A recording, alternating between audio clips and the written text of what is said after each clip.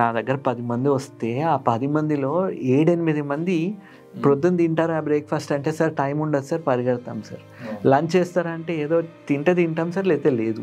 ఏం చేస్తారు మీరు అసలు తినేది ఎప్పుడు అంటే వాళ్ళందరూ చెప్పేది ఏంటంటే పని ముగించుకొని ఇంటికి వస్తాం సార్, ఇంటికి వచ్చి టీవీ పెట్టుకొని మేము రిలాక్స్ అయ్యే టైమే అది, ప్రొద్దున నుంచి తినలేదు కదా రాత్రి మంచిగా తిని పడుకుంటాం సార్ అని అంటున్నారు. మెయిన్ ప్రాబ్లం అక్కడే వస్తుంది. కల్ప్రిట్ అన్నది లేట్ డిన్నర్.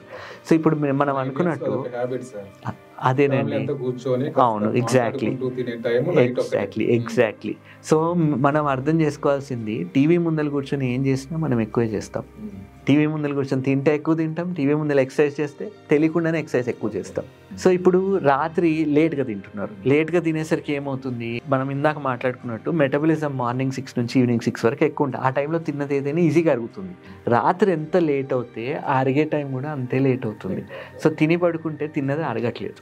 తిన్నది అరగకపోతే ప్రొద్దున లేచిన తర్వాత మళ్ళీ వీళ్ళకి ఆకలి వేయట్లేదు కదా అని వీళ్ళు బ్రేక్ఫాస్ట్ చేయకుండా ఆఫీస్కి వెళ్ళిపోతున్నారు. సో ఇంకా ఇది పోను ఏమవుతుంది, స్లీప్తో కూడా ఇంటరాక్ట్ అవుతుంది. యంగ్ ఏజ్లో బాడీ ఎంతో కొంత స్లీప్ని మేనేజ్ చేసుకుంటుంది. కానీ ఏజ్ పెరుగుతున్న కొద్దీ ఏమవుతుంది, మనం ఇందాక మాట్లాడుకున్నట్టు స్లీప్లో ఆ డీప్ స్లీప్ అనేది ఉండట్లేదు తిని పడుకుంటే. సో రిపేర్ అవ్వట్లేదు. పొద్దున్న లేచిన తర్వాత ఏమవుతుంది, వీళ్ళకి ఫోకస్ ఉండట్లేదు. ఫోకస్ లేకపోయేసరికి వీళ్ళకి ఏ పని అయినా కానీ ఇప్పుడు స్ట్రెస్ అంటే ఏంటి, ఒక సిచ్యువేషన్కి మనం అడాప్ట్ అవ్వగలుగుతున్నామా లేదా అన్నది స్ట్రెస్. సో ఇప్పుడు proper sleep, well rested body ఉంది, ప్రొద్దున లేసి పని ఏదైనా చేయాలనుకుంటే ఏ సిచ్యువేషన్ వచ్చినా వీళ్ళు కోపప్ అవ్వగలుగుతున్నారు, మేనేజ్ చేసుకోగలుగుతున్నారు. ఇప్పుడు వీళ్ళు ఈ స్లీప్ మొత్తం డిస్టర్బ్ అయిపోవడం వల్ల ప్రొద్దున లేసి ఫోకస్ ఉండట్లేదు. దాని ఎఫెక్ట్ అంతా వర్క్ ఎఫిషియన్సీ అనేది తగ్గిపోవడం చూస్తున్నాం. సో 2 గంటలు అవ్వాల్సిన పని 10 గంటలు చేస్తున్నారు. సో దానివల్ల ఏమవుతుంది, మళ్ళీ వర్క్ నేను చేయాల్సిన టైంలో పని అవ్వట్లేదు, మళ్ళీ వీళ్ళు బీపీ షూటప్ అవుతుంది. సో ఇప్పుడు ఫైట్ ఆర్ ఫ్లైట్ మెకానిజం అంటాం కదా, సో అదే అవుతుంది అక్కడ బేసిక్గా. ఇదంతా ఒక నెగిటివ్ సైకిల్.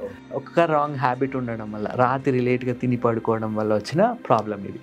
ఒకవేళ అదే మనం ప్రొద్దున వాటర్ బాత్ తాగి 7 లోపల తినేసి, తిన్న తర్వాత కొంచెం సేపు వాకింగ్ చేసి 9-9:30కి if they can go to sleep, then ఆ సర్కాడియన్ రిథమ్ అనేది మెయింటైన్ అవుతుంది.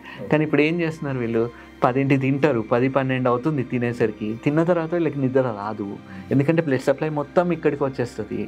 సో డైజెషన్ మీద ఫోకస్ చేస్తుంది. అటు నిద్రకి హెల్ప్ అవ్వదు, ఇటు డైజెషన్కి హెల్ప్ అవ్వదు. సో వీళ్ళు ఆ స్లీప్ రావట్లేదు అనే దీంట్లో వీళ్ళు ఇంకా కొంతసేపు టీవీ చూడడం మొదలు పెడుతున్నారు. సర్కాడియన్ రిథమ్ మొత్తం డిస్టర్బ్ అయిపోతుంది. అండ్ అదే కాకుండా ఇప్పుడు వీళ్ళ వర్క్ టైమింగ్స్ కూడా చాలామందిది యుఎస్ టైమింగ్స్, యూకే టైమింగ్స్ ఉన్నాయి అన్నప్పుడు వీళ్ళు నైట్ షిఫ్ట్స్ చేయాల్సి వచ్చినప్పుడు ఇంకా ప్రాబ్లమ్స్ ఎక్కువ అవుతున్నాయి.